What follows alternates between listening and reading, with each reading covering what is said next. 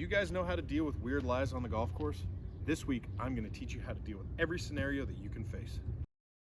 All right, guys, so this week I'm going to go through a whole bunch of lies that you can face on the golf course that most golfers struggle with. The first lie that we are going to attack is the downhill lie. This is one that a lot of players struggle with. You see a lot of tops and chunks coming out of this one. Now, one of the keys when you're either on a downhill or uphill slope that I want you to remember is try and get your shoulders to match up with the slope.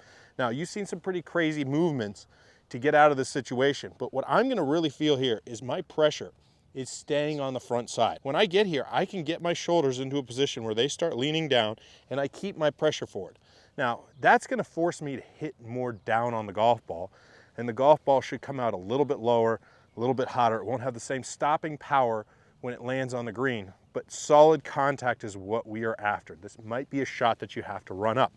Now, the goal when we are trying to get our shoulders to match the slope is to be in a position where we are keeping the club running along the ground for as long as we can. We want our angle of attack to match the slope that we have in front of us.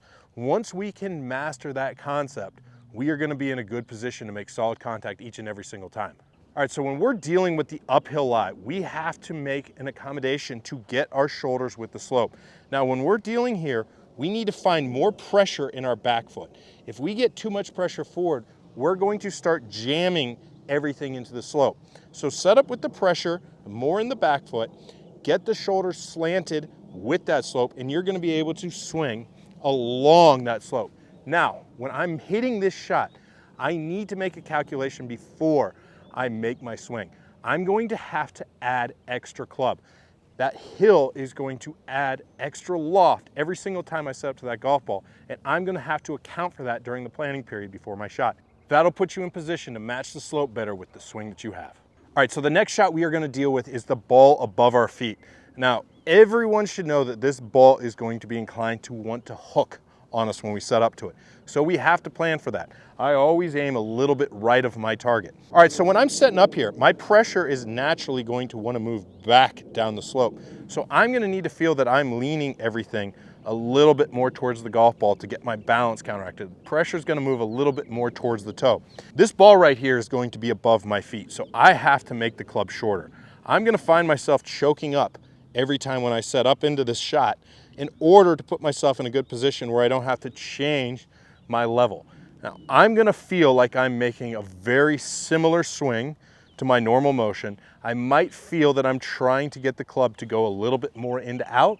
That's just something I developed over the years as a feel to make sure I don't hit that big, quick pull snap, which is something I've missed a lot.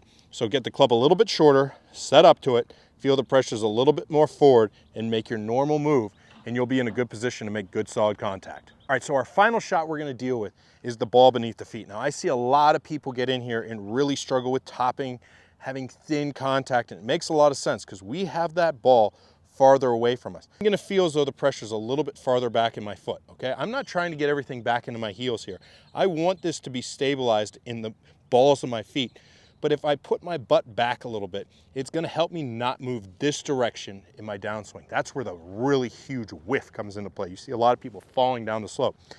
So get a little bit lower, wider, feel that stable base. Now, I'm always in here making little 3/4 swing. I don't usually take a big full rip when the ball is beneath my feet. 3/4 is the way I generally try and approach that. Now, this ball is going to be inclined to move left to right for the right-handed golfer. If you can plan for that and just set yourself a little bit left, you're gonna be in a good position to master this shot. I guess I hope this video helps you. If you have an uphill or a downhill, side hill where the ball is below your feet or above your feet, if you can plan out your shot in advance and know what the ball is gonna be inclined to do, plus make a couple minor compensations to put you in a good position to hit a solid shot, you're gonna be well off to play much better golf. Hey guys, if you like this video, please like and comment. I come out with new content every Saturday, Sunday, Tuesday, and Thursday. Thanks a lot, you guys.